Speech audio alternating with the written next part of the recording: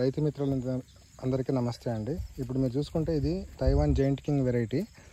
ఇప్పుడు చూసుకున్నది ఈ ఈ ఒక మొక్కలో నుంచి దాదాపు 18 దాకా వచ్చాయి పిలకలు. చూస్తుంటే మీకు చూడండి, ఫస్ట్ కటింగ్ కూడా కాలేదు. సో స్పేసింగ్ ఎలా వదులుకోవాలి అన్న దాని గురించి ఈ వీడియో చేస్తున్నాను.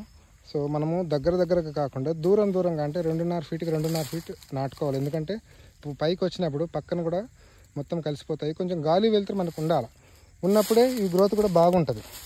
సో తక్కువ అంటే తక్కువ డిస్టెన్స్లో వేయకూడదు. అంటే 2 ఫీట్ల కన్నా 2.5 అంటే 1.5కి వేస్తూ ఉంటారు, కొంతమంది 2 ఫీట్లకి వేస్తూ ఉంటారు. 2 ఫీట్లు కూడా కరెక్ట్ కాదు. దూరంగా వదులుకున్నప్పుడు మీకు ఇప్పుడు ఇది దాదాపు చూసుకుంటే ప్రతి ఒక్కటి 15 నుంచి 20 అట్లా చాలా వచ్చాయి. ఇప్పుడు ఇది చూసుకుంటే మనం కొంచెం హెడ్స్ కట్ చేసి విత్తనం కోసం అనేసి వదిలిపెట్టాము. పైనుంచి మొలకలు వచ్చేసాయి ఆల్మోస్ట్.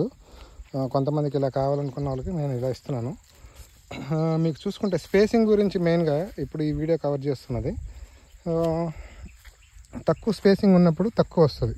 సో సెంటర్కి వచ్చినప్పుడు కొద్దిగా తక్కువ కూడా వచ్చింది చూస్తున్నాం మనం. ఇక్కడ స్పేసింగ్ ఎక్కువ ఉన్న దగ్గర బాగా ఎక్కువగా లావుగా, ఇప్పుడు ఎక్కువ గుంపుగా అంటే చిక్కగా వస్తుంది చూడండి. ఇక్కడ స్పేసింగ్ తక్కువ దూరంగా ఉంది. అంటే ఐడియల్గా 2.5 ఫీట్ పెట్టుకోవచ్చు. 3 ఫీట్లు పెట్టుకుంటే ఇంకా బెటరు. కాకపోతే కలుపు స్టార్టింగ్లో ఎక్కువ పడినప్పుడు మనము దాన్ని కరెక్ట్గా మేనేజ్ చేసుకోగలిగితే చాలా మనకు హై ఈల్డ్ వస్తుంది అనమాట. అంటే ఇది ఒకటే కాదు, ఏ వెరైటీ అయినా అంతే. ఇప్పుడు ఇందులో ఇది కొంచెం హై ఈల్డ్ వెరైటీస్. సో ఏది కూడా తీసుకున్నా కూడా మీకు చూడండి, మనకు ఎక్కడ ఇది మధ్యలో ఆల్మోస్ట్ ఇది సగం కట్ చేసాం చూడండి. సగం కట్ చేసిన తర్వాత మధ్యలో ఉన్న పొలం ఇది. కొంతమంది ఏంటంటే మధ్యలో తక్కువ ఉంటుంది, కార్నర్లో మాత్రమే ఎక్కువ ఉంటుంది, అట్లా ఉంటుంది అని అనుకుంటున్నారు. మనకు మధ్యలోకి వచ్చేసరికి కూడా దాదాపు ఎక్కువ కనిపిస్తుంది ఈల్డ్. అంటే ఎక్కువ చిక్కగా కనిపిస్తుంది చూడండి. సో ఇట్లా మనం స్పేసింగ్ని కరెక్ట్గా మేనేజ్ చేసుకోగలిగితే మనకు హై ఈల్డ్ అనేది ఖచ్చితంగా వస్తుంది. మనము హై ఈల్డ్ అంటే కొంతమంది 200-300 టన్నులే వస్తుంది, అంతకన్నా ఎక్కువ రాదు అని అనుకుంటున్నారు. కానీ నేను కూడా అది తెలుసుకోవాలనుకుంటున్నాను. అంటే ఇది నేను ఒక రీసెర్చ్ ప్రాజెక్ట్ కింద దాకా తీసుకొని ఇది ఇప్పుడు నేను ఒక 6 మంత్స్, నాకు ఇందులో అనుభవం ఒక 6 మంత్స్ వరకే ఉంది. నెక్స్ట్ కటింగ్ నుంచి ప్రతి ఒక్క కటింగ్ నుంచి నేను అబ్జర్వ్ చేసుకుంటూ ఒక్కొక్క కటింగ్కి నేను డేటా రికార్డ్ చేసుకొని అది కూడా ఇంకా మన ఇన్ఫర్మేషన్ వీడియోస్లో మా ఛానల్లో పోస్ట్ చేస్తూ ఉంటాను. సో రైతు మిత్రులు అందరూ దాన్ని చూసి నాకు జస్ట్ ఏదైనా ఫీడ్బ్యాక్ కానీ ఉన్నా కానీ మీకు ఏదైనా సందేహాలు ఉంటే నన్ను కాంటాక్ట్ చేయొచ్చు. అలాగే మీకు ఏదైనా విత్తనం కానీ లేదంటే ఏదైనా ఈ గడ్డి కావాలంటే దగ్గరున్న రైతులకి గడ్డి ఇస్తాను.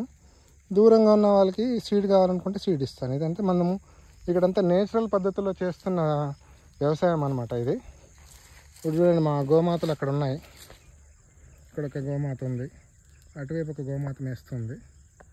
సో వీటి ద్వారా వచ్చిన మనకు కలెక్ట్ చేసుకున్న గోమూత్రాన్ని, గోమయంతో మనము జీవామృతాన్ని పొలంలోనే తయారు చేసుకుంటున్నాము. దాన్నే మనం వదులుతాం అనమాట.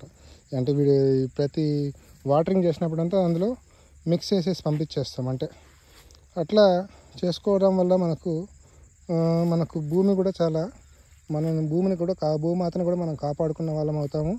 అట్లనే ఈ ఫాడర్ గ్రాస్ అనేది మెయిన్గా జీవాలకు కదా, వాటికి కూడా మంచి బలమైన ఆహారము మనం అందించిన వాళ్ళం అవుతాం. సో అల్టిమేట్గా మనం హెల్తీగా, దానివల్ల అల్టిమేట్గా ఏమవుతుందంటే మనం హెల్త్ కోసం మనమే ముందు జాగ్రత్తలు తీసుకున్న వాళ్ళం అవుతాం. సో ఈ పద్ధతులు పాటించాలని నేను కూడా ప్రతి ఒక్క రైతు మిత్రులు అందరికీ విన్నవించుకుంటున్నాను. అంటే చూడండి, ఇప్పుడు మనం నేచురల్గా ఇది ప్రతి ఒక్కటి చూడండి, అల్టిమేట్గా మనమే కన్జ్యూమ్ చేస్తాం. సో దీన్ని పాలు అంటే